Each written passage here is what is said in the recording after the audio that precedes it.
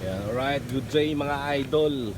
Andito tayo sa ilalim ng Kamadsili at atin pong pinapasyalan ang mga lugar kung saan kailangan natin ng flood control. Alright, check it out. Andito tayo ngayon sa 36. Alright, nakita natin maraming kambing mga idol. Yun dami palang kambing rito. Check it out. Tara, tignan natin ng mga kung may kailangan pang kumpunihin sa ating flood control. Alright.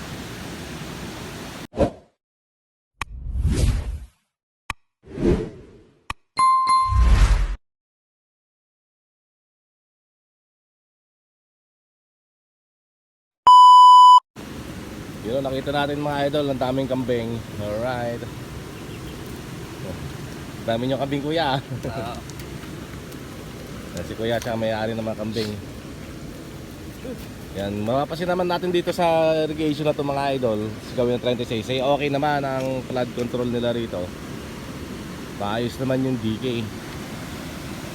Ngunit sa gawi doon, may nakita akong mukhang kailangan kumpunihin o pondohan o budgetan. Hindi natin alam kung pondo na to o may budget na o wala pa. Kasi nakita ko wala pang DK mga idol. Kaya tara, silipin natin. Mula dito sa akin kinakatayuan na ito yung tinatawag na drop ng 36 mga idol. Ayun, ang ganda na lagas-las ng tubig. Alright, masarap pa yan gumayad dyan mga idol. At tatawid tayo, may tulay na maliit mga idol. Ayan. So makikita natin dito mga idol na nabibitak-bitak na rin yung diki rito.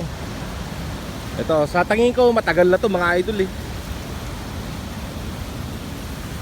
Ayan, at may mga nakahandang parang gumuho yung lupa. Malambot siguro yung lupa na yun mga idol at hindi gaanong compacted. Ayan. Ayan, makita natin mga idol. At sa gawi pa roon ay wala pang mga nakalagay na dike. Alright. Ayan. Mukhang kailangan talagang lagyan ng dike mga idol. Check it out. Yun, so ating pong nilapitan. Malambot nga yung lupa, nilakaran natin mga idol. Ayan. Matitibag nga to pag lumalim itong irrigation na to. Ayun mga idol, kita nyo tibag na yung semento. At parang wala akong nakitang bakal mga idol Pero sa tingin ko matagal nang gawa yan eh. Riprap pa yung isa eh. Old model eh. Riprap style mga idol eh. Yan, dyan nagsisimula yung mula sa drop. Ayan, dyan tumatapon yung tubig mga idol. So yan mga idol, mukhang kailangan dito lagyan ng DK. Iko-compact ito, tong kalsadang to. Ayan. Nagbibitak-bitak ng semento dahil siguro sa lambot ng lupa mga idol. Kasi habang nakaapak ako sa lupang ito mga idol, talagang malambot. Mukhang kailangan talaga tabunan muna ng ganitong klaseng lupa o graba o buhangin at i-compact. Ayan. Nakita naman natin siguro matagal na to kasi yung uri ng pagkakagawa ay old model mga idol. Old school siya. Alright. Yan, so ayan siya mga idol.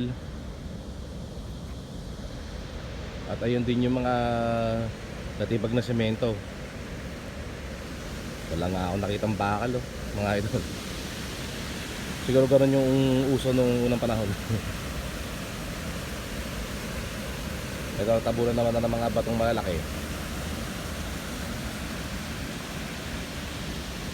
Ngunit makikita natin dito mga idol, kailangan din talaga ng lagyan ng diki dito mga idol, upang pag lumalim ang tubig hindi daragasa doon ang mga tubig papunta sa highway at kabahayan at dito sa kabukiran mga idol. Alright. Yan, dito pala sa kinakatayo natin mga idol ay ayan na po ang palengke dyan sa gawin dyan.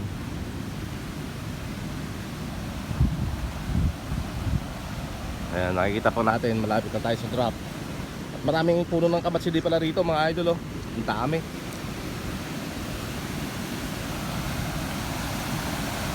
Ayan, ang content lang na to mga idol ay nakamasyal lang tayo. Titignan lang natin yung mga flood control na kailangang makumpuni mga idol, upang sa gayon ay may iwasan natin ang pagbaha sa pagragasa ng mga tubig mga idol. Pero ito okay naman, okay to. Doon lang mga idol na doon. Mukhang kailangan talagang mga lagyan ng dike na matibay mga idol, na matibay yung may bakal talaga. Alright. Ayan, habang tayo ay nagpapahinga dito sa ilalim ng puno ng kamatsili mga idol. Ayan, malilim kasi rito eh. Ayan, titignan natin. Disclaimer lang mga idol, wala po tayong sinisisi kahit sino man dito sa content na ito mga idol. Nag-aanom tayo, namamasyal mga idol, at sinishare ko lang sa inyo kung saan pa pwedeng lagyan ng dike. Ayan, total may budget naman tayo dahil nagbabayad naman tayo ng buwis. Baka kailangan mapondohan din doon mga idol. Hindi ko alam kung may pondo na ron o wala pa.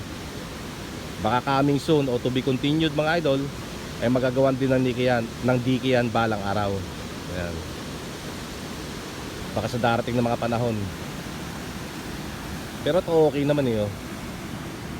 Nakita naman natin mapayapa, kahit malalim, mapayapa ang daloy ng tubig. Doon nga lang, sa bagay itong irrigation na to mga idol ay para sa mga pananim ng ating mga bayaning magsasaka. Yan. Hindi naman ito yung ilog ng Pampanga River mga idol na kailangan talagang siyang pagtuunan ng pansin na lagyan ng mga dike.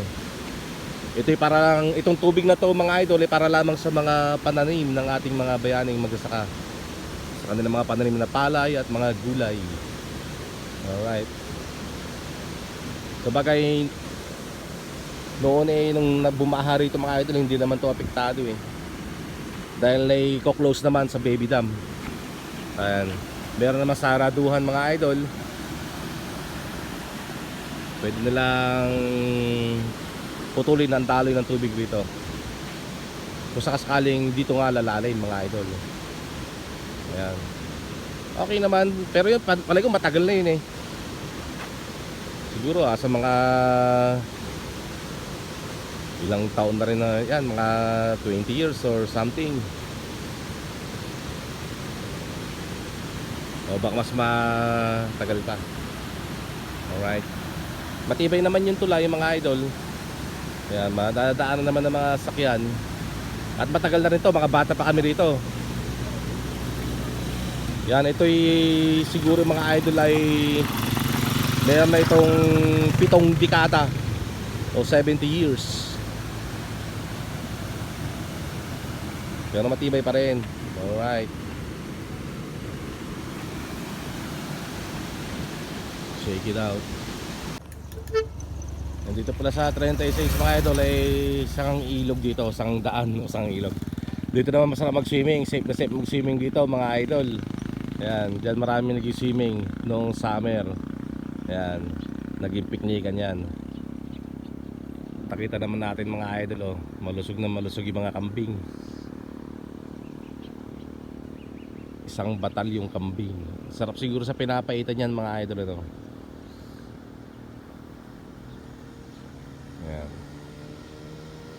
Nakita naman natin mga idol, maayos din naman tong flood control ng bayan ng Rizal, Nueva Ecija. Yung lang may mga ibang wala pa palang dike, sana mapondohan at mabudgetan para magkaroon. Ayan, hindi natin alam kung may pondo na o wala pa, pero sana magawa.